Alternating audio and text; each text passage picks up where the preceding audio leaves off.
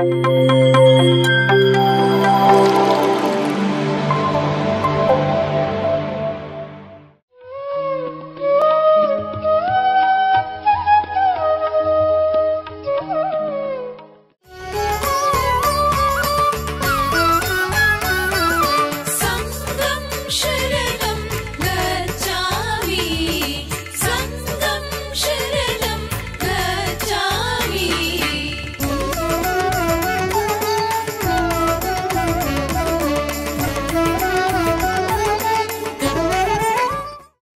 ನಮಸ್ಕಾರ ಮಾಸ್ಟರ್ಸ್. ಮತ್ತೊಂದು ಸಂಚಿಕೆಗೆ ನಿಮಗೆಲ್ರಿಗೂ ಸ್ವಾಗತ ಸುಸ್ವಾಗತ. PMC ಕನ್ನಡ ವಾಹಿನಿಯಲ್ಲಿ ಪ್ರಸ್ತುತವಾಗ್ತಾ ಇರುವಂಥ ಈ ಸ್ವಾಧ್ಯಾಯ ಪ್ರಯಾಣದಲ್ಲಿ ಬುದ್ಧಾಸ್ ವೈಫ್ ಸಂಗಮ್ ಶರಣಂ ಗಚ್ಚಾಮಿ, ಈ ಪ್ರಯಾಣದಲ್ಲಿ ನಿಮಗೆಲ್ರಿಗೂ ಸ್ವಾಗತ, ಮತ್ತೊಮ್ಮೆ ಸ್ವಾಗತ. ಮೊದಲನೇದಾಗಿ ನಮ್ಮ ಅಚ್ಚುಮೆಚ್ಚಿನ ಗುರುಗಳಾದ ಪತ್ರಿಜಿಯವ್ರಿಗೂ ಹಾಗೂ ಸ್ವರ್ಣಮಾಲಾ ಪತ್ರಿ ಅಮ್ಮನವ್ರಿಗೂ ನನ್ನ ಹೃದಯ ತುಂಬಿ ನಮಸ್ಕಾರಗಳು. ಅನೇಕ ಗುರುಗಳು, ಸಿದ್ಧಯೋಗಿಗಳು ಹಾಗೂ ಶಂಬಲದಲ್ಲಿರೋ ಅನೇಕ ಮಾಸ್ಟರ್ಸ್ ಎಲ್ಲರಿಗೂ ಕನೆಕ್ಟ್ ಆಗ್ತಾ ಅವರೆಲ್ಲರಿಗೂ ನಮನಗಳನ್ನ ತಿಳಿಸ್ತಾ ಇವತ್ತಿನ ಕಾರ್ಯಕ್ರಮವನ್ನು ಶುರು ಮಾಡ್ತಾ ಇದ್ದೀನಿ. ಬನ್ನಿ, ಯಶೋಧರ ಇವತ್ತು ನಾವು ಮಾತಾಡ್ತಾ ಇರೋದು ಅವಳು ಮತ್ತು ಅವರ ಒಂದು ಆಸ್ಥಾನದ ಎಲ್ಲರೂ ನಿರೀಕ್ಷಿಸ್ತಾ ಇರುವಂಥ ಒಂದು ಹಂತವನ್ನು. ಏನು ನಿರೀಕ್ಷಣೆ ಮಾಡ್ತಾ ಇದ್ದಾರೆ? ಇದು ನಮ್ಮ ಸಂಗಮ್ ಶರಣಂ ಗಚ್ಚಾಮಿ ಪುಸ್ತಕದಲ್ಲಿ 18ನೇ ಅಧ್ಯಾಯ. ಇವತ್ತು 18ನೇ ಅಧ್ಯಾಯಕ್ಕೆ ಬಂದಿದ್ದೀವಿ. ಇಲ್ಲಿ ನಿರೀಕ್ಷಿಸ್ತಾ ಇದ್ದಾರೆ. ಯಾರನ್ನು ನಿರೀಕ್ಷಿಸ್ತಾ ಇದ್ದಾರೆ? ನಮ್ಮ ಹಿಂದಿನ ಸಂಚಿಕೆಯಲ್ಲಿ ಏನು ಮಾತಾಡಿದ್ವಿ ಹೇಳಿ? ಬುದ್ಧನಿಗೆ, ಅಂದರೆ ಸಿದ್ಧಾರ್ಥ ಬುದ್ಧ ಆದ, ಬುದ್ಧ ಭಗವಾನನಾದ, ಜ್ಞಾನೋದಯವಾಯಿತು, ಈ ವಿಷಯವನ್ನು ಮಾತಾಡಿದ್ವಿ ನಾವು ಹಿಂದಿನ ಸಂಚಿಕೆಯಲ್ಲಿ. ಹಾಗಾಗಿ ಆವಾಗಲೇ ಹೇಳಿದೆ, ಅವಳಿಗೆ ಎಷ್ಟೋ ಪ್ರಶ್ನೆಗಳು ಆ ಒಂದು ಮನಸ್ಸಿನ ತೊಳಲಾಟದಲ್ಲಿ ಕಳೀತಾ ಇದ್ದಾಳೆ. ಮತ್ತು ಸಿದ್ಧಾರ್ಥ ಅಲ್ಲ ಬುದ್ಧ ವಾಪಸ್ ಬರ್ತಾನ, ನನ್ನ ಮಗನ ತಂದೆ ವಾಪಸ್ ಬರ್ತಾನ, ಈ ರಾಜ್ಯವನ್ನು ಆಳ್ತಾನ, ನನ್ನ ಗಂಡನಾಗಿ ಬರ್ತಾನ, ಅಥವಾ ಎಷ್ಟೋ ಪ್ರಶ್ನೆಗಳು. ಆ ತೊಳಲಾಟದಲ್ಲೇ ನಿಮ್ಮನ್ನು ಬಿಟ್ಟು ಹೋದೆ ನಾನು. ಅದೇ ಪ್ರಶ್ನೆಯಲ್ಲಿ ಇದ್ದಾಳೆ. ಆ ಪ್ರಶ್ನೆಗಳೆಲ್ಲದರ ಜೊತೆ ನಿರೀಕ್ಷಿಸ್ತಾ ಇದ್ದಾಳೆ. ಅಂದರೆ ಈಗಾಗಲೇ ಅವನು ಬುದ್ಧ ಆಗಿಬಿಟ್ಟಿದ್ದಾನೆ, ಎಲ್ಲ ಕಡೆ ಪ್ರವಚನಗಳು ಮಾಡ್ಕೊತ ಎಲ್ರಿಗೂ ಜ್ಞಾನ ಸಾರ್ಥ, ಧರ್ಮ ಸೂಕ್ಷ್ಮಗಳ ಬಗ್ಗೆ, ಧರ್ಮಸೂತ್ರಗಳ ಬಗ್ಗೆ ಹೇಳ್ತಾ, ಅಷ್ಟಾಂಗ ಯೋಗಗಳ ಬಗ್ಗೆ ಹೇಳ್ತಾ ಬರ್ತಾ ಇದ್ದಾನೆ ಅಂತ ವಿಷಯ ತಲುಪಿದೆ. ಅಂದರೆ ರಾಜ್ಯಕ್ಕೆ ಬರ್ತಾನೋ ಇಲ್ವೋ, ಬರಬಹುದು, ಅದೆಲ್ಲವೂ ಒಂದು ಏನಂತಾರೆ, ಒಂದು ಪ್ರಶ್ನೆ, ಎಲ್ಲವೂ ಒಂದು ಪ್ರಶ್ನೆ ಆಗಿಬಿಟ್ಟಿದೆ. ಯಾವುದೂ ನಿಖರವಾಗಿ ಗೊತ್ತಿಲ್ಲ. ಏಕೆಂದರೆ ಚೆನ್ನಾಗಿ ಹೇಳ್ದ, ಹೋಗಿ ತಿಳ್ಕೊಂಬಂದು ಎಲ್ಲ ಹೇಳ್ದ, ಈ ಥರ ನಡೀತಾ ಇದೆ, ಸಂಘಗಳು ಮಾಡ್ತಾ ಇದ್ದಾರೆ, ವಿಷಯಗಳು ತಿಳಿಸ್ತಾ. ಆದರೆ ಮುಂದೇನು ಅನ್ನೋ ಒಂದು ದೊಡ್ಡ ಪ್ರಶ್ನೆ ಎಲ್ಲರ ಜೀವನದಲ್ಲೂ ಅನೇಕ ಹಂತಗಳಲ್ಲಿ ಬರುವಂಥ ಈ ದೊಡ್ಡ ಮಹಾನ್ ಪ್ರಶ್ನೆ ಅಂತ ಹೇಳ್ಬೋದು. ಒಂಥರ ಯಕ್ಷ ಪ್ರಶ್ನೆ. ಮುಂದೆ ಏನಪ್ಪ ಅಂಥದ್ದು. ಈ ಒಂದು ಪರಿಸ್ಥಿತಿನ ಊಹಿಸ್ಕೊಳ್ಳಿ. ಆಕೆ ಯಾವ ಪರಿಸ್ಥಿತಿಯಲ್ಲಿ ಇರ್ಬೋದು?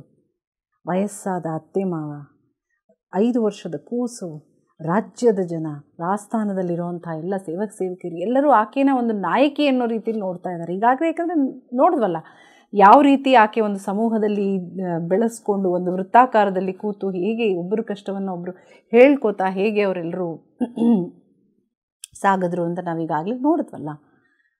ಹಾಗಾಗಿ ಅವಳದೇ ಒಂದು ಜೀವನ ಶೈಲಿಯನ್ನು ರೂಪಿಸ್ಕೊಂಡ್ಬಿಟ್ಟಿದ್ದಾಳೆ ಯಶೋಧರೆ. ಅಷ್ಟೇ ಅಲ್ಲ, ಎಲ್ಲರೂ ರೂಪಿಸ್ಕೊಂಡ್ಬಿಟ್ಟಿದ್ದಾರೆ. ಈಗ ಇದು ಒಂದು ಬುದ್ಧ ಬರ್ತಾ ಇದ್ದಾನೆ ಅಂದರೆ, ಇನ್ನೂ ಬರ್ತಾ ಇದ್ದಾರೋ ಇಲ್ವೋ ಗೊತ್ತಿಲ್ಲ, ಆದರೆ ಆ ಒಂದು ಪರಿಸ್ಥಿತಿ, ಆ ಒಂದು ವಿಷಯ ಗೊತ್ತಿದೆಯಲ್ಲ.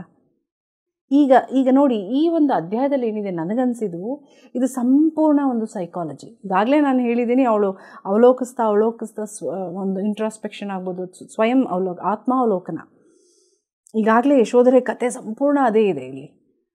ಅದರ ಜೊತೆಗೆ ಈ ಒಂದು ಮನಃಶಾಸ್ತ್ರದ ಒಂದು ಸೂತ್ರಗಳನ್ನ ನಾವು, ಅಥವಾ ಒಂದು ಬೇರೆ ಬೇರೆ ಮಜಲುಗಳನ್ನ ಈ ಒಂದು ಅಧ್ಯಾಯದಲ್ಲಿ ಕಾಣ್ತೀವಿ ನಾವು. ಏನು ಅನ್ನೋ ಮೊದಲನೇ ಒಂದು ವಿಷಯ ತಗೊಳ್ಳೋಣ. ರಾಹುಲ. ಯಾಕೆ ರಾಹುಲನ ವಿಷಯ ಬಂತು ಅಂದರೆ, ಈಗ ಆ ಮಗುವಿನ ಕಿವಿಗೂ ಬಿದ್ದಿದೆ. ಸಿದ್ಧಾರ್ಥ ಅನ್ನೋ ರಾಜಕುಮಾರ ಬುದ್ಧನಾಗಿ ಜ್ಞಾನೋದಯ ಹೊಂದಿದ್ದಾನೆ. ಜ್ಞಾನೋದಯ ಅಂದರೆ ಏನು ಎತ್ತ ಆ ಸಣ್ಣ ಮಗುವಿಗೆ ಗೊತ್ತಿಲ್ಲದೆ ಇರ್ಬೋದು. ಆದರೆ ಬುದ್ಧನಾದಂಥ ಈತ ನನ್ನ ತಂದೆ ಅನ್ನೋ ವಿಷಯ ಗೊತ್ತು. ಆತ ಬರ್ತಾನೆ, ಯಾವಾಗ ಬರ್ತಾನೋ ಇಲ್ವೋ ಇದೆಲ್ಲರಿಗೂ ಗೊತ್ತಿಲ್ಲ. ಈ ಪ್ರಶ್ನೆಗಳೆಲ್ಲ ಗೊತ್ತಿಲ್ಲ. ಆದರೆ ಒಂದು ಆಸೆ ಇರುತ್ತಲ್ವ, ಒಂದು ನಿರೀಕ್ಷೆ ಇರುತ್ತಲ್ವ. ತಂದೆ ತಾಯಿಗೆ ಮಗ ಬರ್ತಾನೆ ಅನ್ನೋ ನಿರೀಕ್ಷೆ ಆದರೆ, ಹೆಂಡತಿಗೆ ಗಂಡ ಬರ್ತಾನೋ ಅನ್ನೋ ನಿರೀಕ್ಷೆ ಆದರೆ, ಆ ಕೂಸಿಗೆ ತಂದೆ ಎನ್ನುವ ವ್ಯಕ್ತಿಯ ಉಪಸ್ಥಿತವೇ ಇಲ್ಲದಂಥ ಆ ಮಗುವಿನ ಈ 5 ವರ್ಷದ ಬದುಕಿನಲ್ಲಿ ಇದ್ದಕ್ಕಿದ್ದ ಹಾಗೆ ತಂದೆ ಆದವನು ಬರ್ತಾನೆ ಅನ್ನೋ ಒಂದು ವಿಷಯವೇ ಎಂಥ ಒಂದು ಅಗಾಧವಾದಂಥ ವಿಷಯ ಅಲ್ವಾ. ಆ ಸಣ್ಣ ಮಗುವಿಗೆ ಊಹಿಸ್ಕೊಳ್ಳಿ, 5 ವರ್ಷದ ಕೂಸು ರೀ ಪಾಪ ಅದು. ಅಪ್ಪ ಅಂದರೆ ಏನು ಅಂತಲೇ ಗೊತ್ತಿಲ್ಲ, ಅಂಥದ್ದು ಅಪ್ಪ ಬರ್ತಾನೆ. ಏನೋ ಬುದ್ಧನಾದನಂತೆ, ಬುದ್ಧ ಅಂದರೆ ಏನು ಅಂತಲೇ ಗೊತ್ತಿಲ್ಲದೆ ಇರುವಂಥ ವಯಸ್ಸದು. ಆ ಮಗುವಿಗೆ ಸಂಪೂರ್ಣ ಅಧ್ಯಾಯ ಮಾಸ್ಟರ್ಸ್ ಬಹಳ ಒಂದು ಸೈಕಲಾಜಿ, ಇದು ಒಬ್ಬೊಬ್ಬರ ಸೈಕಲಾಜಿಕಲ್ ಒಂದು ಹಿಂಸೆ ತೊಳಲಾಟದ ಬಗ್ಗೆನೇ ಈ ಅಧ್ಯಾಯ ಇರೋದು. ಇದನ್ನು ಎಷ್ಟರ ಮಟ್ಟಿಗೆ ನಾನು ಇದಕ್ಕೆ ನ್ಯಾಯ ಒದಗಿಸ್ತೀನೋ ನನಗೆ ಗೊತ್ತಿಲ್ಲ, ಆದರೆ ನೋಡೋಣ. ಈಗ ಬನ್ನಿ, ರಾಹುಲ ಇದ್ದಾನೆ. ಆತ ತನ್ನ ಬಹಳ ತುಂಟು ಹುಡುಗ, ಗೊತ್ತಿದೆ 5 ವರ್ಷದ ಮಗು, ಆ ತುಂಟಿಕೆ ಆ ಆಟಿಕೆ ಎಲ್ಲ ಎಷ್ಟು ಸೊಗಸಾಗಿರುತ್ತೆ. ಆದರೂ ಮನಸ್ಸಿನಲ್ಲಿ ಇರುವಂಥ ಒಂದು ದುಃಖ, ಆ ಅಸಂತುಷ್ಟಿ, ಆ ಅತೃಪ್ತಿ ಯಾವ ರೀತಿ ತೋರಿಸ್ಕೋತಾ ಇದೆ ಅನ್ನೋದನ್ನು ತೋರಿಸ್ತೀನಿ ಈಗ. ಆತ ಮಕ್ಕಳ ಜೊತೆ ಆಡ್ತಾ ಇದ್ದೆ. ಇವಳಿಗೂ ಒಂದು ಪಾಪ ಯಶೋಧರೆ ಎಷ್ಟೇ ಒಂದು ಗಂಡನ ಬಗ್ಗೆ ಇದ್ದಿದ್ರು ತಾಯಿ ಅಲ್ವಾ, ತನ್ನ ಕೂಸಿಗೆ ಈ ವಿಷಯ ನಾನು ಹೇಗೆ ಹೇಳಲಿ, ಅಥವಾ ವಿಷಯ ಗೊತ್ತಿದೆ ಇದನ್ನು ನಾನು ಹೇಗೆ ನಿಭಾಯಿಸಲಿ, ಸಂಭಾಳಿಸಲಿ ಅನ್ನೋ ಯೋಚನೆ ಆಕೆಗೂ ಇದೆ. ಆಯಿತು, ಈಗ ರಾಹುಲ ಆಡ್ತಾ ಇದ್ದಾನೆ ಆಸ್ಥಾನದ ಒಂದು ಉದ್ಯಾನವನದಲ್ಲಿ, ಮಗು ಆಡ್ತಾ ಇದೆ. ದಿನನಿತ್ಯ ಆ ಮಗು ಜೊತೆ ಒಂದು ಸಂಪರ್ಕ ಅಥವಾ ಒಂದು ಕಮ್ಯುನಿಕೇಷನ್ ಅಂತೀವಲ್ಲ, ಈ ಒಂದು ಸಂದರ್ಭದಲ್ಲಿ ಮಾಡಬೇಕಲ್ಲ. ಅವನಿಗೆ ಹೇಗೆ ಹೇಳೋದು, ಇದೆಲ್ಲದ್ರ ಜೊತೆ ಅವಳೇನು ಅನ್ಕೋತಾಳೆ, ಆಯಿತು ಆ ಮಗುವಿನೊಂದಿಗೆ ನಾನು ಆಟವಾಡೋಣ, ಅದೊಂದು ಪ್ರಯತ್ನ ಮಾಡೋಣ ಅನ್ನೋ ರೀತಿ ಹೋಗ್ತಾಳೆ. ಮಗು ಆಡ್ತಾ ಇದೆ, ಹೋಗ್ತಾಳೆ. ಒಂದು ರೋಲ್ ಪ್ಲೇ ಅಂತೀವಿ, ಅಂದರೆ ಒಬ್ಬೊಬ್ಬರು ಒಂದು ಪೌರಾಣಿಕ ಒಂದು ವ್ಯಕ್ತಿಗಳ ಬಗ್ಗೆ ತಾನಿಂಥವನು ಅಂತ ಹೇಳ್ಕೊಂಡು ಮಕ್ಕಳು ಆಡ್ತಾರಲ್ಲ, ಒಂದು ನಾಟಕದ ರೀತಿ, ಈ ಥರ ರೋಲ್ ಪ್ಲೇ ಅಂತ ಹೇಳ್ತೀವಲ್ಲ, ಆ ರೀತಿ ಮಕ್ಕಳು ಆಡ್ತಿರ್ತಾರೆ. ಆವಾಗ ಏನು ಮಾಡ್ತಾಳೆ ಇವಳು, ಆ ಮಕ್ಕಳೊಂದಿಗೆ ತಾನೂ ಒಬ್ಬಳಾಗಿ ಆ ಒಂದು ಸ್ಥಾನದಲ್ಲಿ ತನ್ನದೂ ಒಂದು ಕ್ಯಾರೆಕ್ಟರ್ ಆಗಿ ಹೋಗಿ ಕೂತ್ಕೊಂಡು ಆಡ್ತಿರ್ಬೇಕಾದ್ರೆ ಇದ್ದಕ್ಕಿದ್ದ ಈ ನೋಡಿ ಸೈಕಲಾಜಿಕಲ್ ಪಾಯಿಂಟ್ ಅನ್ನೋದು ಇಲ್ಲಿ ಮಗುವಿನ ಮನಸ್ಸಿನಲ್ಲಿ ಹೇಗಿದೆ ಅನ್ನೋದು. ಅಲ್ಲೊಂದು ಪರಿಸ್ಥಿತಿ ಏನಂದರೆ, ಒಬ್ಬ ತಂದೆ ಬಂದು ಹೇಳ್ತಾನೆ ನಾನು ಬಂದಿದ್ದೀನಿ ಅಂತ ಹೇಳ್ತಾನೆ. ಆದರೆ ಆ ಮಗು, ಆ ತಂದೆ ಒಬ್ಬ ಬಂದು ನನ್ನ ಜೊತೆ ಬಾ ಅಂತ ಕರೀತಿದ್ದಾನೆ. ಇದು ಒಂದು ರೋಲ್ ಪ್ಲೇ ಮಾಸ್ಟರ್ಸ್, ಇಲ್ಲಿ ಮಕ್ಕಳು ಆಡ್ತಾ ಇರೋವಂಥ ಒಂದು ಸೀನ್ ಅಂತ ಅಂದ್ಕೊಳ್ಳಿ. ಆದರೆ ಈ ರಾಹುಲ ಏನು ಮಾಡ್ತಾನೆ, ಮಗನಾಗಿ, ಇವನು ಮಗನ ಪಾತ್ರ ವಹಿಸ್ತಾ ಇದ್ದಾನೆ. ಮಗನಾಗಿ ಏನು ಹೇಳ್ತಾ ಇದ್ದಾನೆ, ನಾನು ನಿನ್ನ ಜೊತೆ ಬರೋದಿಲ್ಲ, ನಾನು ನಿನ್ನನ್ನು ದ್ವೇಷಿಸ್ತೀನಿ, ನಿನ್ನ ಮೇಲೆ ನನಗೆ ಕೋಪ ಇದೆ ಅನ್ನೋದನ್ನು ಹೇಳ್ತಾನೆ. ಇಲ್ಲಿ ನಾವು ಅರ್ಥ ಮಾಡ್ಕೊಳ್ಬೇಕಾಗಿರೋದು ಏನು ಅಂದರೆ, ಆ ಮಕ್ಕಳು ಆಡ್ತಾ ಇರೋ ಒಂದು ರೋಲ್ ಪ್ಲೇ ಆಟ ನಾಟಕವೇ ಇರ್ಬೋದು, ಆದರೆ ಈ ಮಗುವಿನ ಮನಸ್ಸಿನಲ್ಲಿ ತಂದೆ ಬಂದು ಕರೆದ್ರೆ ನಾನು ನಿನ್ನ ಜೊತೆ ಬರೋದಿಲ್ಲ, ನಿನ್ನನ್ನು ದ್ವೇಷಿಸ್ತೀನಿ, ನಿನ್ನ ಮೇಲೆ ಕೋಪ ನನಗಿದೆ ಅಂದರೆ, ಆ ಪುಟ್ಟ ಕೂಸನಿಗೆ, ಆ ಪುಟ್ಟ ಕಂದಮ್ಮನ ಮನಸ್ಸಿನಲ್ಲಿ ಎಂಥ ಅಗಾಧವಾದಂಥ ಒಂದು ದುಃಖ ಅಡಗಿದೆ ಅನ್ನೋದನ್ನು ನಾವು ಅರ್ಥ ಮಾಡ್ಕೋಬೇಕು. ಇದನ್ನು ಯಶೋಧರೆ ಗ್ರಹಿಸ್ತಾಳೆ. ಆ ಪರಿಸ್ಥಿತಿಯನ್ನು ಗ್ರಹಿಸಿದಾಗ ತನ್ನೊಳಗೆ ತನ್ನ ಒಂದು ಗಂಡನ ಬಗ್ಗೆ ಅಥವಾ ಸಿದ್ಧಾರ್ಥನ ಬಗ್ಗೆ ಎಷ್ಟೇ ಸಿಟ್ಟಿದ್ರು, ಅಸಮಾಧಾನ ಇದ್ದರು, ಎಲ್ಲವೂ ದಾಟಿ ಬರ್ತಾ ಇದ್ದಾಳೆ. ಆದರೂ ಇನ್ನೂ ಎಲ್ಲೋ ಒಂದು ಕಡೆ ಇರುತ್ತಲ್ವ, ಇದ್ದರೂ ಮಗನಿಗೆ ಹೇಳ್ತಾ ಇದ್ದಾಳೆ ಇಲ್ಲ. ಅವಳು ಏನು ಹೇಳ್ತಾಳೆ ಅಂದರೆ, ಎಷ್ಟು ಅದ್ಭುತವಾದ ಮಾತುಗಳಲ್ಲಿ ಹೇಳ್ತಾಳೆ. ತನ್ನ ಕೊನೆಗೆ ಯಶೋಧರ ತಂದೆಯ ಪಾತ್ರ ಪೋಷಿಸಿ ತಾನೇ ತಂದೆಯಾಗಿ, ನಾನು ನಿನ್ನೊಂದಿಗೆ ಇರಬೇಕೆಂದು ಬಂದಿದ್ದೇನೆ, ನಾನು ಮಾಡಿದ ತಪ್ಪಿಗೆ ಪರಿಹಾರವಾಗಿ ನಿನಗೆ ಬಹಳಷ್ಟು ಸಂಪತ್ತನ್ನು ತಂದಿದ್ದೇನೆ, ಅದೇ ರೀತಿ ನಾನು ಕಂಡಂಥವುಗಳೆಲ್ಲ ಹೊಂದಿರುವುದನ್ನೆಲ್ಲ ನಿನಗೋಸ್ಕರವೇ ಬಹುಮಾನವಾಗಿ ತಂದಿದ್ದೇನೆ. ಈಗ ನೀನು ಸಿದ್ಧನಾಗಿದ್ದೀಯಾ ಅಲ್ಲವೇ, ಅದಕ್ಕಾಗಿ ನಾನು ನಿನಗೋಸ್ಕರ ಬಂದಿದ್ದೇನೆ. ಇದನ್ನು ಓದ್ತಾ ಇದ್ರೆ ನನಗೆ ಬಹಳ ದುಃಖ ಆಯಿತು. ಏಕೆಂದರೆ ಒಂದು ರೋಲ್ ಪ್ಲೇ ಅಂತ ಪಾತ್ರ ವಹಿಸಿ, ತಂದೆಯ ಪಾತ್ರ ವಹಿಸಿ ಆ ಮಗುವಿನ ಮಟ್ಟಕ್ಕೆ ಇಳಿದು ಅದಕ್ಕೆ ಸಮಂಜಸವಾಗಿರುವಂಥ ಉತ್ತರವನ್ನು ಕೊಡೋದಕ್ಕೆ ಪ್ರಯತ್ನ ಪಡ್ತಾರೆ. ಎಂದು ತಾಯಿಯಾಗಿ ಅವಳ ಪರಿಸ್ಥಿತಿಯನ್ನು ಯೋಚನೆ ಮಾಡಿದಾಗ ಆ ತಾಯಿಗೆ ಎಷ್ಟು ಕಷ್ಟ ಆಗಿರ್ಬೋದಲ್ವ. ಯಾಕೆಂದರೆ ತನ್ನೊಳಗೆ ಸಾವಿರಾರು ಪ್ರಶ್ನೆಗಳಿದೆ, ತೊಳಲಾಟಗಳಿದೆ. ಆದರೆ ಈ ಒಂದು ಪುಟ್ಟ ಕಂದಮ್ಮನಿಗೆ ಹೇಳಬೇಕಲ್ಲ, ಏಕೆಂದರೆ ತಂದೆ ಬಗ್ಗೆ ಯಾವುದೇ, ಆ ಮಗುಗೆ ಇದೆ ತಂದೆ ಅನ್ನೋ, ಅಪ್ಪ ಅನ್ನೋ ವ್ಯಕ್ತಿ ಬಗ್ಗೆ ಏನೂ ಗೊತ್ತಿಲ್ಲ. ಅಂತೆ ಕಂತೆ ಕೇಳಿದಂತಷ್ಟೇ, ತಾನು ಸ್ವತಃ ಎಂದೂ ಭೇಟಿಯಾಗಿಲ್ಲ. ಅದಕ್ಕೆ ಅವಳು ಹೇಳೋದು, ಈಗ ನಾನು ಸಿದ್ಧನಾಗಿದ್ದೀಯಲ್ವೇ, ಅದಕ್ಕೆ ನಾನು ಬಂದಿದ್ದೀನಿ, ನನ್ನ ಹತ್ರ ಇರುವುದನ್ನೆಲ್ಲ ನಿನಗೆ ಕೊಡಲು ಬಂದಿದ್ದೇನೆ, ಸಂಪತ್ತನ್ನೆಲ್ಲ ಕೊಡಲು ಬಂದಿದ್ದೇನೆ, ಏನೇನು ಎಲ್ಲದಕ್ಕೂ ಪರಿಹಾರವಾಗಿ ನಿನಗೆ ತಂದಿದ್ದೇನೆ ಅಂತ ಎಷ್ಟು ನೋಡಿ ಅಲ್ಲಿ ಅವಳು ಹೇಳ್ತಾ ಇದ್ದಾಳೆ ಮಗುವಿಗೆ. ಈಗ ನೀನು ಸಿದ್ಧನಿದೆಯಾ, ಆಯಿತು, ಅಪ್ಪ ಬರಲಿಲ್ಲ, ಇರಲಿಲ್ಲ, ಸಂತು ಆಯಿತು, ಕಳೆದೋಯ್ತು, ಈಗ ಬಂದಿದ್ದಾರಲ್ವ ಅದನ್ನು ಒಪ್ಕೋ. ಅಂದರೆ ಇದು ಒಂದು ಸೈಕಾಲಜಿ, ಇದು ಒಂದು ಮನಸ್ಥಿತಿ. ಇದನ್ನು ನಮಗೆ ನಾವು ಇದನ್ನು ಅಳವಡಿಸ್ಕೋಬೇಕು. ಯಾಕಂದರೆ ಎಷ್ಟೋ ನಮ್ಮ ಜೀವನದಲ್ಲಿ ಇಂಥ ಒಂದು ಇದೇ ಒಂದು ಪರಿಸ್ಥಿತಿ ಅಂತಲ್ಲ, ಯಾವುದೇ ಒಂದು ಸ್ಥಿತಿ ಇದ್ದರೂ ನಾವು ಒಪ್ಕೊಳ್ಳೋದಕ್ಕೆ ಈಗಿನ ಪ್ರೆಸೆಂಟ್ ಏನು ಪತ್ರಿಜಿಯವರು ಪ್ರೆಸೆಂಟಲ್ಲಿ ಜೀವನ ಮಾಡಿ ಅಂತ ಹೇಳ್ತಾರಲ್ವ, ಇವತ್ತಿನ ಪರಿಸ್ಥಿತಿಯಲ್ಲಿ ಬದುಕೋದಕ್ಕೆ ಪ್ರಯತ್ನ ಪಡಿ ಅಂತ.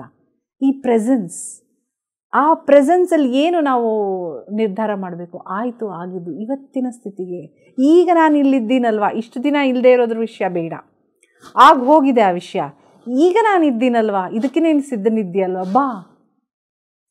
ಇದು ಒಂದು ಬಹಳ ಒಂದು ಟೆರಿಫಿಕ್ ಸೈಕಲಾಜಿಕಲ್ ಆಸ್ಪೆಕ್ಟ್ ಮಾಸ್ಟರ್ಸ್. ಯಾಕೆಂದರೆ ಇದನ್ನು ಬಹಳ ಒಂದು ಗಂಭೀರವಾದಂಥ ವಿಷಯ.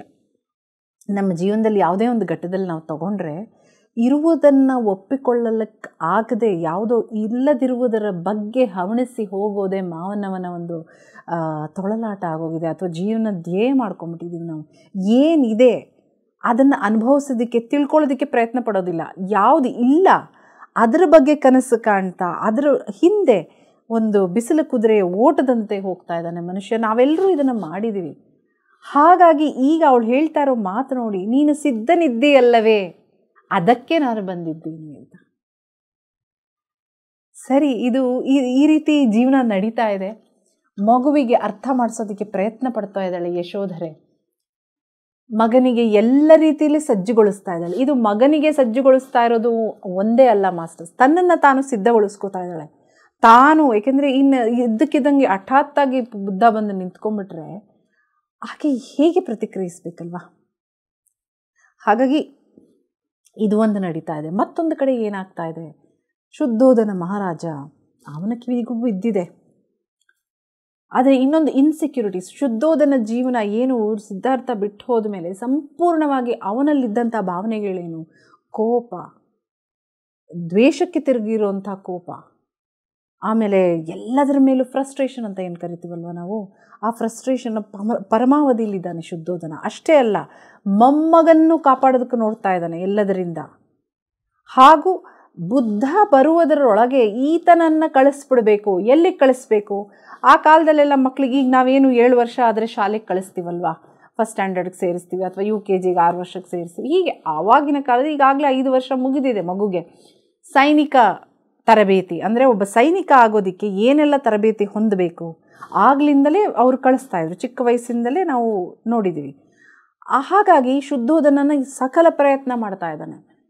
ಬುದ್ಧ ಬರುವಷ್ಟರೊಳಗೆ, ತನ್ನ ಸಿದ್ಧಾರ್ಥ ಬುದ್ಧನಾಗಿ ಬಂದಿದ್ದಾನಲ್ಲ, ಈಗ ಅವನು ಆಸ್ಥಾನಕ್ಕೆ ಅಥವಾ ತನ್ನ ರಾಜ್ಯದೊಳಗೆ ನಮ್ಮನ್ನೆಲ್ಲ ಭೇಟಿ ಮಾಡೋಕ್ಕೆ ಬರೋದಷ್ಟರೊಳಗೆ ಮೊಮ್ಮಗನನ್ನು ಒಂದು ತರಬೇತಿಗೆ ಕಳಿಸ್ಬಿಡ್ಬೇಕು, ಗುರುಕುಲಕ್ಕೆ ಕಳಿಸ್ಬಿಡ್ಬೇಕು ಅನ್ನೋ ಹರಸಾಹಸ ಪಡ್ತಾ ಇದ್ದಾನೆ ಶುದ್ಧೋಧನ. ಇದೆಲ್ಲವೂ ಪ್ರಜಾಪತಿಗೆ ನೋಡಿ, ಇದೆಲ್ಲ ಪ್ಯಾರಲಲ್ ಆಗಿ ಹೋಗ್ತಾ ಇದೆ, ಜೊತೆಯಾಗಿ. ನಾನು ಅದಕ್ಕೆ ಹೇಳ್ತಾ ಇರೋದು, ಇಲ್ಲೊಂದು ಈ ಘಟನೆಗಳು ದಿನನಿತ್ಯ ನಮ್ಮ ಜೀವನದಲ್ಲಿ ಎಲ್ಲ ನಡೀತಿರುತ್ತಲ್ಲ, ಅದೇ ರೀತಿ ಜೊತೆಯಾಗಿ ಹೋಗ್ತಾ ಇದೆ. ಪ್ರಜಾಪತಿಗೂ ಮತ್ತು ನಮ್ಮ ಯಶೋಧರಿಗೂ ಗೊತ್ತು ಈತ ಪ್ರಯತ್ನ ಪಡ್ತಾ ಇರೋದು ಸರಿ ಇಲ್ಲ. ಯಾಕೆಂದರೆ ಮಗನ ಜೊತೆಗೆ ಇದೇ ಕೆಲಸ ಮಾಡಿದ್ದಾರೆ, ಆತನ ಪ್ರೊಟೆಕ್ಟ್ ಮಾಡೋದಕ್ಕೆ ನೋಡಿದ್ದಾರೆ. ಅದೇ ಕೆಲಸ ಈಗ ಮೊಮ್ಮಗನಿಗೆ ಮಾಡ್ತಾ, ಇದು ಸರಿ ಇಲ್ಲ. ಯಾಕೆಂದರೆ ಮಗ ಗೊತ್ತಾಯ್ತಲ್ಲ, ನೀನು ಅಷ್ಟು ಪ್ರಯತ್ನ ಪಟ್ಟು ಏನಾಯಿತು, ಆತ ಹೊರಟು ಹೋದ. ಈಗ ಮೊಮ್ಮಗನ ಆ ಮಗುವಿನ ಮನಸ್ಸಿನಲ್ಲಿ ಏನಿದೆ ತಿಳ್ಕೊಳ್ಳೋದಕ್ಕೆ ಪ್ರಯತ್ನ ಪಡೋಣ. ಈಗಿನ ಪರಿಸ್ಥಿತಿ, ಪ್ರೆಸೆನ್ಸ್ ಇದು ವಿಷಯ ಒಂದಾದರೆ ಇದ್ರ ಹಿಂದೆ ಭಾಳಷ್ಟು ಅರ್ಥಗಳಿವೆ ಈ ಚಾಪ್ಟರ್ಸಲ್ಲಿ, ಈ ಅಧ್ಯಾಯಗಳಲ್ಲಿ. ಒಂದೊಂದು ಅಧ್ಯಾಯದಲ್ಲಿ ಸುಪ್ತವಾಗಿ ಅಥವಾ ಪ್ರತ್ಯಕ್ಷವಾಗಿಯೇ ಎಷ್ಟೋ ವಿಷಯಗಳಿದೆ. ಅದನ್ನು ನಾವು ಪದೇ ಓದಿದಾಗ ಗೊತ್ತಾಗುತ್ತೆ. ಇಲ್ಲಿ ಶುದ್ಧೋಧನ ಮಾಡ್ತಾ ಇರೋದು ಏನು, ಇವತ್ತಿನ ಪರಿಸ್ಥಿತಿಯಲ್ಲಿ ಇಲ್ದಿರ ಮತ್ತೆ ಪ್ರೊಟೆಕ್ಟ್ ಮಾಡೋದಕ್ಕೆ ನೋಡಿ, ಅವ್ನು ಬರೋಷ್ಟರಲ್ಲಿ ಕಳಿಸ್ಬಿಡು. ಆ ಥರ ಅವನಿಗೆ ಎಲ್ಲಿ ಬಂದು ಮತ್ತೆ ಮೊಮ್ಮಗನ್ನ ಕರ್ಕೊಂಡು ಹೊರಟೋಗ್ತಾನೆ, ಅವನ ದಾರಿಯಲ್ಲಿ ಸನ್ಯಾಸಿ ಮಾಡಿಬಿಡ್ತಾನೆ ಅನ್ನೋ ಆತಂಕ ಶುದ್ಧೋಧನನಿಗೆ. ಹಾಗಾಗಿ ಇಲ್ಲಿ ಒಂದು ಕೋಲ್ಡ್ ವಾರ್, ಶೀತಲ ಯುದ್ಧ ಅಂತ ಕರೀತಾಳೆ ಯಶೋಧರೆ. ಶೀತಲ ಆಸ್ಥಾನದಲ್ಲಿ ಶೀತಲ ಯುದ್ಧ ನಡೀತಾ ಇದೆ. ಏನು ಶುದ್ಧೋಧನ ಮಾಡ್ತಾ ಇರೋದಿಲ್ಲಿ, ಪ್ರಜಾಪತಿಗೂ ಯಶೋಧರೆ ಅವರು ಅರ್ಥ ಇದು ಸಾಧ್ಯವಿಲ್ಲ ಅಂತ. ಜೊತೆಗೆ ಮಗುವಿನ ಮನಸ್ಸಿನಲ್ಲಿ ಮೂಡ್ತಿರುವಂಥ ಒಂದು ಅನೇಕ ಪ್ರಶ್ನೆಗಳು, ಮನಸ್ಥಿತಿ. ಆ ಮನಸ್ಥಿತಿನ ಅವಳು ತಾಯಿಯಾಗಿ ಅರ್ಥ ಮಾಡ್ಕೊಳ್ಳೋದಕ್ಕೆ, ಅದಕ್ಕೆ ಸಮಂಜಸವಾಗಿ ಉತ್ತರಗಳನ್ನ ಕಂಡುಕೊಳ್ಳೋದಕ್ಕೆ, ಮಗುವಿಗೆ ಹೇಳೋದಕ್ಕೆ ಅವಳು ಪ್ರಯತ್ನ ಪಡ್ತಾ ಇದ್ದಾಳೆ. ಇಲ್ಲಿ ರಾಜನಿಗೆ ತಿಳಿಸೋದಕ್ಕೆ ಪ್ರಯತ್ನ ಪಡ್ತಾ ಇದ್ದಾಳೆ, ಇದು ಸಾಧ್ಯವಿಲ್ಲ ಅಂತ. ಪ್ರಜಾಪತಿನೂ ತಿಳಿಸೋದಕ್ಕೆ ಪ್ರಯತ್ನ ಪಡ್ತಾ ಇದ್ದಾಳೆ. ಆದರೆ ರಾಜ ಒಪ್ಪುತ್ತಾ ಇಲ್ಲ. ತನ್ನ ಆಜ್ಞೆ, ನಾನು ಹೇಳಿದ್ದೇ ಸರಿ, ನಾನು ಮಾಡಿದ್ದೇ ಸರಿ, ನಾನು ಹೇಳಿದ್ದೇ ನೀವು ಪಾಲಿಸ್ಬೇಕು, ಅವನನ್ನು ಕಳಿಸ್ಬಿಡಬೇಕು ಅನ್ನೋದು ಇಷ್ಟೆಲ್ಲವೂ ನಡೀತಾ ಇದೆ. ಇದರ ಜೊತೆ ಮತ್ತು ಅವರ ಸಮೂಹಗಳು ನಡೀತಾ ಇದೆ, ಜೊತೆಯಾಗಿ ಸಮೂಹ, ಇವೆಲ್ಲವೂ ನಡೀತಾ ಇರುವಂಥ ವಿಷಯಗಳ ಮಧ್ಯೆ ಇನ್ನೊಂದು ವಿಷಯ ಹೇಳ್ತಾ ಇದ್ದಾಳೆ. ಅದ್ಭುತವಾದಂಥ ಈ ಒಂದು ಅವಳಿಗೆ ರಿಯಲೈಸೇಷನ್ ಆಗಿರೋದು, ನಿಮಗೆ ತಿಳಿದಿದೆಯೇ, ಅವರೊಂದಿಗೆ ಈ ವಿಧವಾಗಿ ಒಟ್ಟಾಗಿ ಇರುವುದೆಂಬುದು ಒಂದು ಅದ್ಭುತ, ಪರಮಾದ್ಭುತ. ನನ್ನ ಧ್ಯಾನದಲ್ಲಿ ಸಜೀವವಾಗಿ ಅವರೊಂದಿಗೆ ಸೇರಿ ದಿವ್ಯ ಬಾಂಧವ್ಯವನ್ನು, ಅದರೊಳಗಿನ ಎಲ್ಲ ಕೋನಗಳನ್ನು ಸಂಪೂರ್ಣವಾಗಿ ಆನಂದಿಸತೊಡಗಿದನು. ಇದು ಅವಳ ಒಂದು ದಾರಿ ಮಾಸ್ಟರ್ಸ್. ಇದೆಲ್ಲ ನಡೀತಾ ಇರೋದ್ರ ಜೊತೆಗೆ ಅವಳು ಏನು ಈ ಸಮೂಹದಲ್ಲಿ ಕೂತು, ಪ್ಲಸ್ ಅವಳೇ ಒಂದು ಆವಾಗವಾಗ ಆತ್ಮಾವಲೋಕನ ಮಾಡ್ಕೋತಿರ್ತಾಳೆ ಅಂತ ನಾನು ಹೇಳಿದ್ದೀನಲ್ಲ, ಇದು ಎಲ್ಲವೂ ಆತ್ಮಾವಲೋಕನೇ ಅವಳ ಜೀವನದಲ್ಲಿ. ಅದ್ಭುತವಾಗಿದೆ ಈ ವಿಷಯ. ಅದರೊಳಗಿನ ಎಲ್ಲ ಕೋನಗಳನ್ನು ಸಂಪೂರ್ಣವಾಗಿ ಆನಂದಿಸತೊಡಗಿದನು. ಮಹಾರಾಜನಿಗೆ ಸವಾಲು ಹಾಕುವುದು ಎಂಬುದನ್ನು ಸ್ಪಷ್ಟವಾಗಿ ಖಚಿತವಾಗಿ ಅನುಭವ ಹೊಂದಿದೆನು. ಇನ್ನು ನನ್ನ ಸಾಧನೆಯಲ್ಲಿ ಪದೇ ಪದೇ ನಮ್ಮ ಮಗ ಮೊದಲ ಸಾರಿ ತನ್ನ ತಂದೆಯನ್ನು ಭೇಟಿಯಾಗುವುದನ್ನು ಮುಂಚೆಯೇ ನೋಡಿದನು. ಅವರೊಂದಿಗೆ ನಾನು ರಾಹುಲನೊಂದಿಗೆ, ಇವರೇ ನಿಮ್ಮ ತಂದೆಯವರು, ನಿನ್ನ ವಾರಸತ್ವವನ್ನು ಮಹಾರಾಜನಿಂದ ತೆಗೆದುಕೋ, ಅರಮನೆಯಿಂದ ಅಲ್ಲದೆ ನಿಮ್ಮ ತಂದೆಯವರಿಂದ ವಾರಸತ್ವವನ್ನು ಹೊಂದು ಎಂಬ ಮಾತುಗಳನ್ನು ಆಡುವುದನ್ನು ನೋಡಿದೆನು. ಇದು ಬಹಳ ಒಂದು ಏನಂತಾರೆ, ಒಂದು ಶಾಕಿಂಗ್ ಅನ್ನೋ ತಪ್ಪಾಗುತ್ತೆ, ಆದರೆ ಒಂದು ಅವಳಿಗಾದಂಥ ಒಂದು ಅರಿವು, ಆ ಒಂದು ಆ ಸ್ಥಿತಿಯಲ್ಲಿ ಅವಳು ಧ್ಯಾನನೂ ಮಾಡ್ತಾ ಇದ್ಲಲ್ವ, ತನ್ನೊಳಗೆ ತಾನು ಒಳಹೊಕ್ಕಿ ನೋಡಿದಾಗ, ಬಹುಶಃ ಈಗ ಅನೇಕ ಜನ ನಮ್ಮ ಧ್ಯಾನಿಗಳು ನೋಡಿರ್ತಾರೆ, ತಮ್ಮ ಪಾಸ್ಟ್ ಲೈಫ್ ನೋಡಿದ್ದಾರೆ, ಅಥವಾ ಫ್ಯೂಚರ್ ಹಿಂದಿನ ಜನ್ಮದ್ದು ಮುಂದಾಗುವಂಥ ವಿಷಯಗಳು ಎಷ್ಟೋ ನಮ್ಮ ಧ್ಯಾನಿಗಳು ನೋಡ್ತಾ ಇದ್ದಾರೆ. ಹಾಗೆ ಇವಳು ಇಂಥ ಒಂದು ಅವರ ಒಂದು ಸಮೂಹದಲ್ಲಿ ಅವಳ ಒಂದು ಆತ್ಮಾವಲೋಕನದ ಸ್ಥಿತಿಯಲ್ಲಿದ್ದಾಗ ಸಿದ್ಧಾರ್ಥ ಬುದ್ಧನಾಗಿ ಆಸ್ಥಾನಕ್ಕೆ ಬಂದದ್ದು, ಜೊತೆಗೆ ಶುದ್ಧೋಧನ ನಡೆಸ್ತಾ ಇರುವಂಥ ಈ ಒಂದು ಆಂದೋಲನ, ಅಂದರೆ ಶೀತಲ ಯುದ್ಧದಲ್ಲಿ ಅವನಿಗೆ ನಿಖರವಾಗಿ ತಿಳಿಸಿದ್ದು, ತಾವು ಅಂದ್ಕೊಂಡಿದ್ದು ಸಾಧ್ಯವಿಲ್ಲ ಅಂತ ತಿಳಿಸೋದು, ಹಾಗೂ ಮಗುವಿಗೆ ನಿನ್ನ ವಾರಸತ್ವವನ್ನು ಪಡೆದುಕೋ, ರಾಜನೊಂದಿಗೆ ಪಡೆದುಕೋ, ನಿನ್ನ ತಂದೆಯೊಂದಿಗೆ ಪಡೆದುಕೋ. ನೋಡಿ, ಇಲ್ಲಿ ಎರಡು ವಿಷಯಗಳು. ರಾಜನೊಂದಿಗೆ ಪಡೆದುಕೋ ನಿನ್ನ ವಾರಸತ್ವ ಅಂದರೆ ಇನ್ಹೆರಿಟೆನ್ಸ್ ಅಂತ ನಾವೇನು ಕರಿತೀವಲ್ಲ, ವಾರಸತ್ವವನ್ನು ಕೇಳು ಅನ್ನೋದನ್ನು ತಾನು ಮಗನಿಗೆ ಹೇಳ್ತಾ ಇರೋದನ್ನು ತಾನು ಕಂಡ್ಲು. ಅಂದರೆ ನಮಗೆ ಎಷ್ಟೋ ಸಲ ನಮಗೆ ಆಭಾಸವಾಗುತ್ತೆ, ಇಂಥದ್ದೊಂದು ನಡಿಬೋದು, ನಮಗೂ ಧ್ಯಾನದಲ್ಲಿ ನನಗೂ ಆಗಿದೆ ಇಂಥದ್ದೊಂದು ಅನುಭವಗಳು. ಎಲ್ಲೋ ಒಂದು ಫ್ಲ್ಯಾಶ್ ಅಥವಾ ಒಂದು ಘಟನೆ ಕಣ್ಣು ಮುಂದೆ ನಡೆದಂಗೆ ತಾನು ಇದನ್ನು ಕಂಡೆ ಅನ್ನೋ ವಿಷಯವನ್ನು ನಮ್ಮ ಯಶೋಧರ ಹೇಳ್ತಾ ಇದ್ದಾಳೆ. ಇದು ಎಂಥ ಒಂದು ಬ್ರೇಕಿಂಗ್ ನ್ಯೂಸ್ ಅಂತ ಹೇಳ್ಬೋದು ನಾವು. ಅಂಥ ಒಂದು ವಿಷಯವನ್ನು ಆಕೆ ಕಂಡುಕೊಂಡ್ಳು ತನ್ನ ಒಂದು ಸಾಧನೆಯ ಮಾರ್ಗದಲ್ಲಿ. ಇದು ಒಂಥರ ದೊಡ್ಡ ವಿಷಯ ಅಲ್ವಾ, ಗಹನವಾದಂಥ ವಿಷಯ. ಜೊತೆಗೆ ಇದು ನಾನು ಸಿದ್ಧಾರ್ಥನ ಆಗಮನಕ್ಕೋಸ್ಕರ ಸಿದ್ಧಳಾಗಿರುವ ಪ್ರಯತ್ನವನ್ನು ಮಾಡುತ್ತಿದ್ದೇನೆ.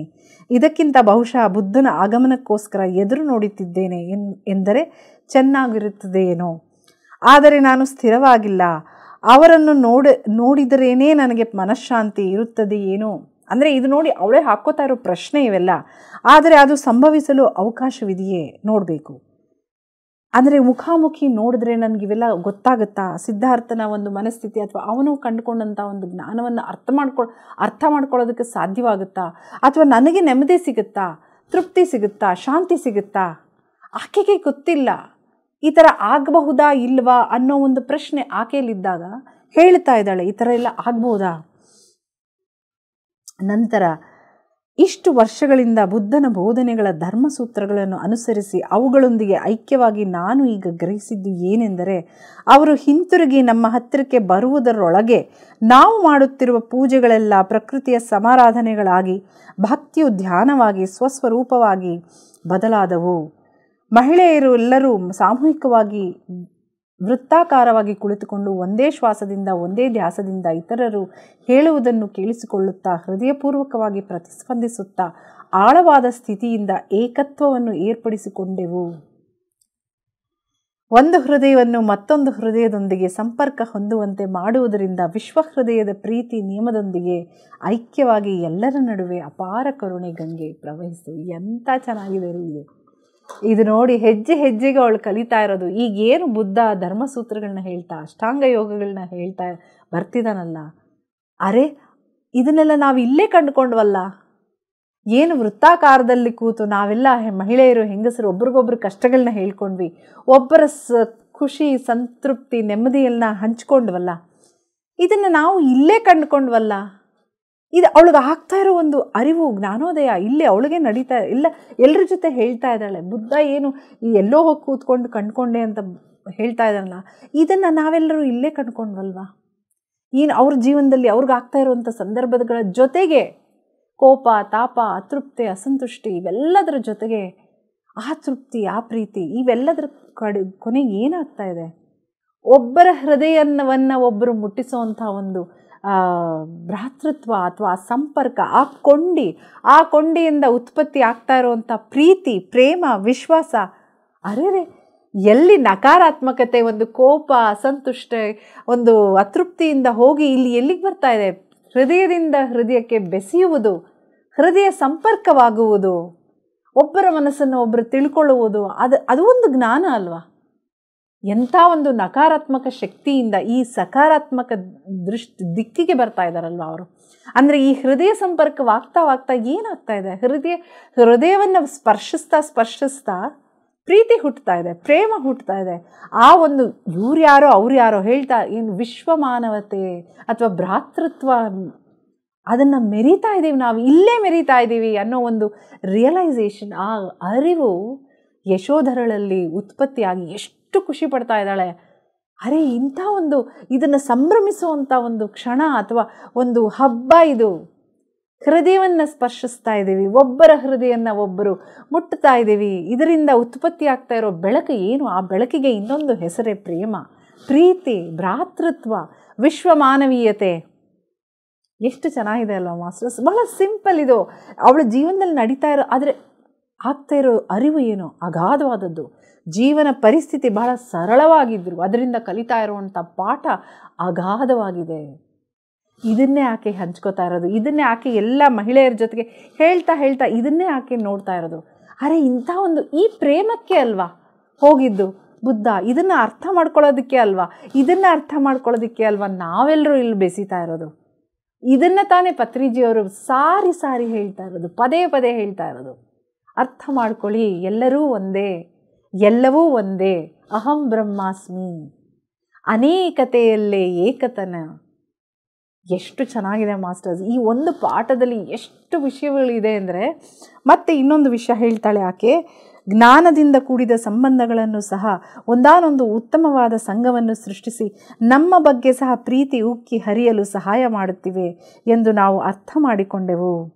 ನಾನು ಅಂದುಕೊಳ್ಳಲಿಲ್ಲ, ಆದರೆ ಆಶ್ಚರ್ಯಗೊಂಡೆನು, ಪ್ರಯತ್ನಿಸುತ್ತಿದ್ದರೆ ಎಂದು ಮತ್ತೆ ನೋಡಿ, ಇದು ತುಂಬ ವಿಷಯಗಳಿದೆ. ಸತ್ಸಂಬಂಧಗಳು ಸಾಧನೆ ಇದೆ.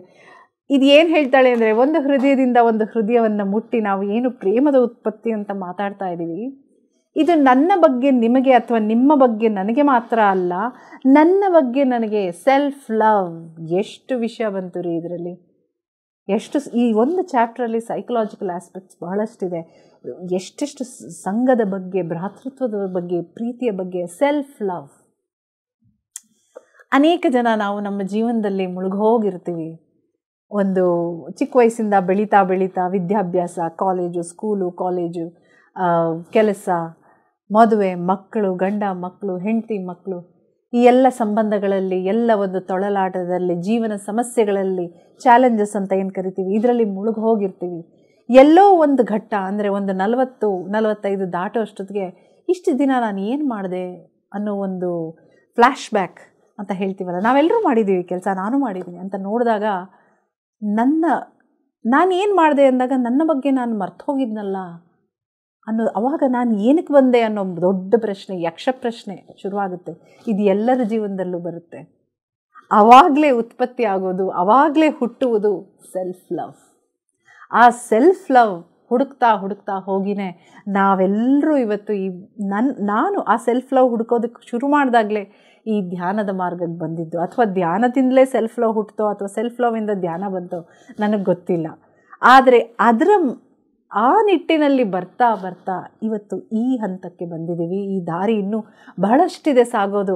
ಆ ಸೆಲ್ಫ್ ಲವ್ ಅನ್ನೋ ಪಾಠ ಇಲ್ಲಿ ಯಶೋಧರೆ ಏನು ಹೇಳ್ತಾ ಇದ್ದಾಳೆ ಅಂದರೆ, ಈ ಹೃದಯ ಸ್ಪರ್ಶಿ ಅಥವಾ ಈ ಒಂದು ಸ್ಥಿತಿಗೆ ತಲುಪಿದಾಗಲೇ ನನಗೆ ಅರ್ಥ ಆಗಿದ್ದು, ನನ್ನನ್ನು ನಾನು ಪ್ರೀತಿಸೋದಕ್ಕೆ ಶುರು ಮಾಡಿದೆ, ನನ್ನನ್ನು ನಾನು ಅರಿಯೋದಕ್ಕೆ ಶುರು ಮಾಡಿದೆ. ಅದೇ ತಾನೇ ಈ ಮಾರ್ಗ.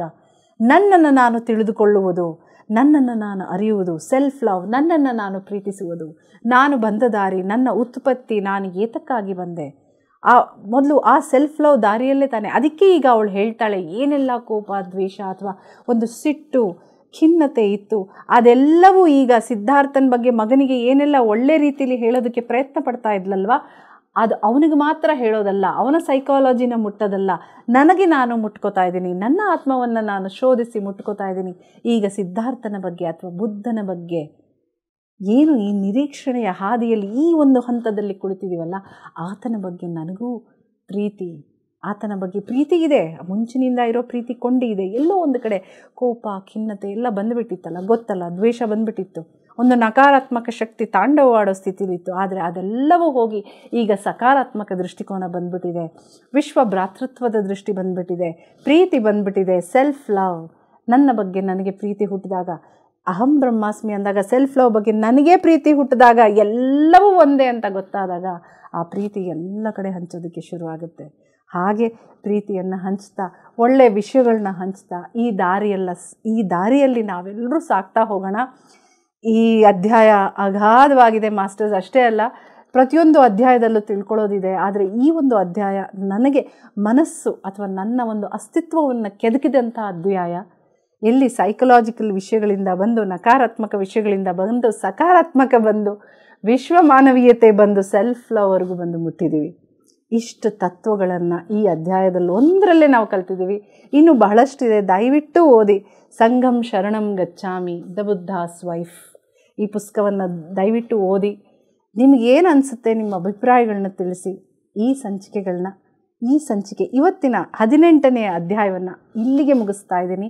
ಇನ್ನೂ ತುಂಬ ವಿಷಯಗಳು ಹಂಚ್ಕೊಳ್ಳೋದಿದೆ. ಮತ್ತೆ ಸಿಗುತ್ತೀನಿ. ಇನ್ನೂ ಅನೇಕ ಸಂಚಿಕೆಗಳಲ್ಲಿ ಇನ್ನೂ ಅನೇಕ ವಿಷಯಗಳನ್ನ ಹಂಚ್ಕೋತೀನಿ. ಅಲ್ಲಿವರೆಗೂ ನಿಮಗೆಲ್ರಿಗೂ ಧನ್ಯವಾದಗಳನ್ನ ಹೇಳ್ತಾ, ನಮ್ಮ PMC ಕನ್ನಡ ವಾಹಿನಿಯವರು ನನಗೆ ಈ ಅವಕಾಶವನ್ನು ಕೊಟ್ಟಿದ್ದಕ್ಕೆ ಅವರಿಗೆ ಧನ್ಯವಾದಗಳನ್ನ ಹೇಳ್ತಾ ಇವತ್ತಿನ ಮಾತು ಮುಗಿಸ್ತಾ ಇದ್ದೀನಿ. ನಮಸ್ಕಾರ.